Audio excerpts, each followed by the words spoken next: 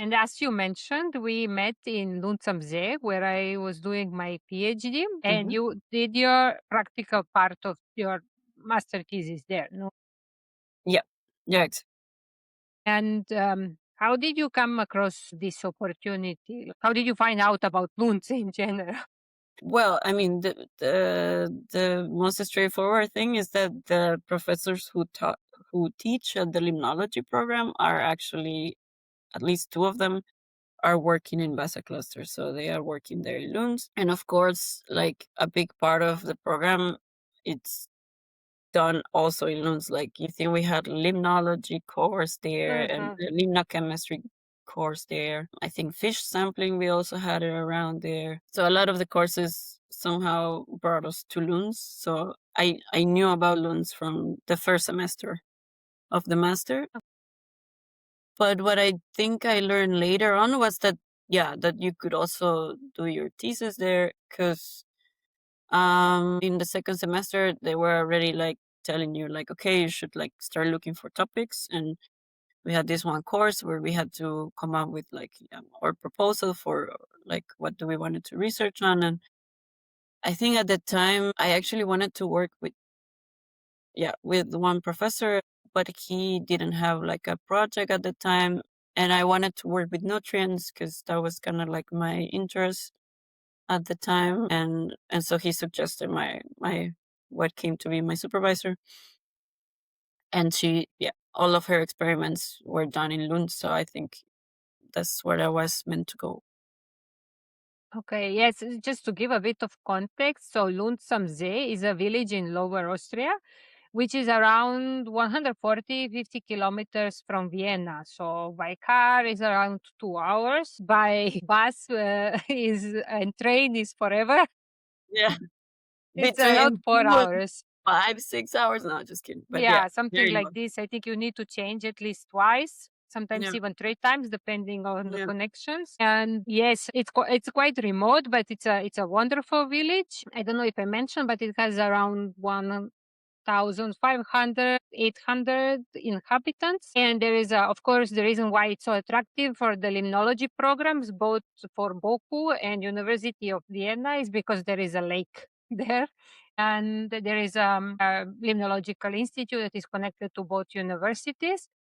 So I was doing my PhD there as well, but I was like full time based there for some years. And I have to say that I don't think you and I were ever like officially introduced. Also, for a context, the institute has two buildings. One is a smaller one, which is more remote, which is an older building of the institute, and this is where a group where I was working in was based.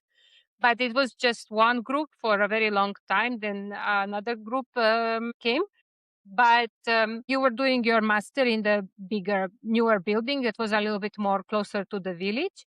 And then, because of course this is a small circle of people that was mostly made of master students and PhD students, I heard about you, like people saying, Tanya, Tanya this, Tanya that. And I was like, okay, Tanya. And then one day Tanya was there when I came, when we Okay. were meeting, I think for some, yeah, for I don't know what was it, for a dinner or drinks or something like this. And then Tanya was there, and I was like, okay, this is Tanya. And then yeah, I know Tanya already. Yeah. And what was like for you, like the biggest? I mean, of course there are a lot of differences, but what was your for you like the biggest difference between Vienna and Lunz and the environment in Lunz in general? Massive. I think, well, first of all, it's a very, very, very small town. Like, what I remember always, it was that during the courses, it was always very funny because it was very, very clear or very easy to spot that we were students from, from the university because it's such a small town that whoever is there who is new, they know, like, they for sure know. And um and of course if you come like in these massive groups, it's always kind of like a big event in the town, and like all the hostels are available or not or whatever, and it's a whole thing. But then when I came for the master thesis, it was also still like I was just by myself, but point being that it was kind of like, yeah, it was very obvious that I was the new in town every time I was around. I think until the last day I was new in town and I lived there for almost 4 years. Yeah, it was just such a thing. No, what is the word? Intimidad en español? Intimidad? Yes, and anonymity in English, I'm not sure, Yeah, but something but like that. Yeah. like the fact that you like in cities you are less, you know, like there is so many people that nobody kind of like notice you and you're just like going around the city like nothing happens. But yeah, in this in Lunds, it was kind of like everybody noticed you and everybody kind of like commented around you or whatever, and it was just such a funny feeling of. I really felt like I was going to my grandma's town, which is also a very small town. Because it felt like that, you know, like everybody knew when someone new was coming. And yeah, and I have to say, I do remember when I met you, but only because there is this one picture um, on the time that we did, and I really remember this. And it was kind of like at a barbecue that Florian did. And I remember, like, this is the first picture I have of all of you with me, and it was for this barbecue we did. I think it was September or so. It was like late summer. It's interesting because I thought it was a different event. Yeah. Okay. Yes, I thought it's a different event. For me, this is like the first memory I have of you See, guys. we were not really officially introduced. It was just spontaneous. Yeah, it would just happen that we were there, yeah, somehow. Yeah, but this was very different.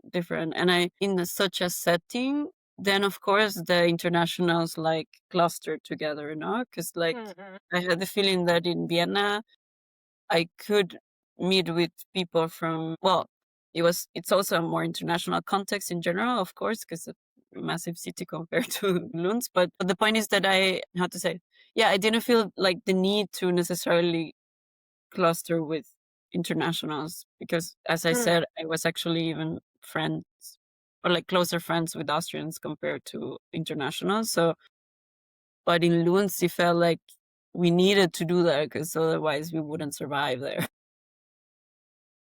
Yes, the advantage is in numbers. Yeah, exactly. So that's a massive difference, yes. And of course the language, which was hilarious to realize. You thought you knew some German until you came to to Lund. Toulouse. Yeah. I was like started to feel like confident about my German and then I had to go to Toulouse and I was like, what actual mess. Like Imagine how it was for me when I was going straight from Serbia to Lund, and I was like, "Oh, now I'm going to speak with locals," and then I could speak some German, but I arrived to Lund, and I was like, "No, this is not the German I learned." So it's not at all. completely useless. Yeah. What is a thing that you would say you remember the most from this experience in Lund? Like one of your most vivid memories from Vivid. that period? Yeah, I also started a relationship during my period there. So I think it's like that's a big thing that happened and it's one of my fondest memories, I think. But as part of the whole experience itself, I remember very clear the morning of my first big experiment because there was a massive snowstorm that day, or it started that day. And that was the weekend for whatever reason that we selected. Like it took so long to plan this experiment and then even within the context of like master thesis experiment, but it took a few months until we decided to start. And then, yeah, it was this day, and then we couldn't move it anymore. And actually, it was okay because I couldn't get out of the town anyway because of the snowstorm. But anyway, but I remember like this was, I don't know, like a very clear like memory from this because I remember I had to wake up at 5 because I needed to do, yeah, the additions for the experiment at 6 so that we could then sample like a few hours after. But I remember having this feeling of, for whatever reason, of happiness after the first audition. So by the time I ended, it was like 7 and it was starting to, the dawn was, dawn? No, wait, the sunrise, sorry, was happening. And so I went out because I needed a coffee at the time. And then I just went out with my coffee in the one of the balconies of the institute and just stare at the sunrise for a while. And I don't know why, but like this moment, it's really like stuck in my head because it was such a like feeling of like, okay, like I started the experiment and like this is kind of like my science life now starting like from day, I don't know, from today or whatever. No, to me at least, like this village was really like, yeah, I have it in a very nice memory because it was so calm, but like not calm. Like I am a person who likes a rush and doing everything at speed, but there I really enjoyed. It was just coming like really naturally, this slow pace of life.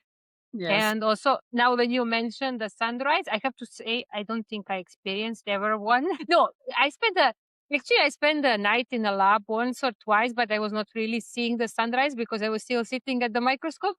Yeah. Normal. But I remember the nights there because there were so many stars at Yeah. the sky, That's and this very was good. really beautiful. Yeah. Um, so well, let's proceed. Yeah.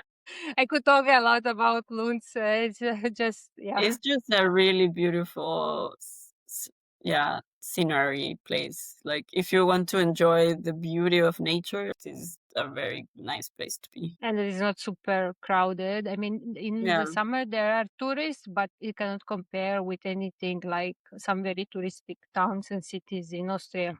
Yeah, for Yeah. sure.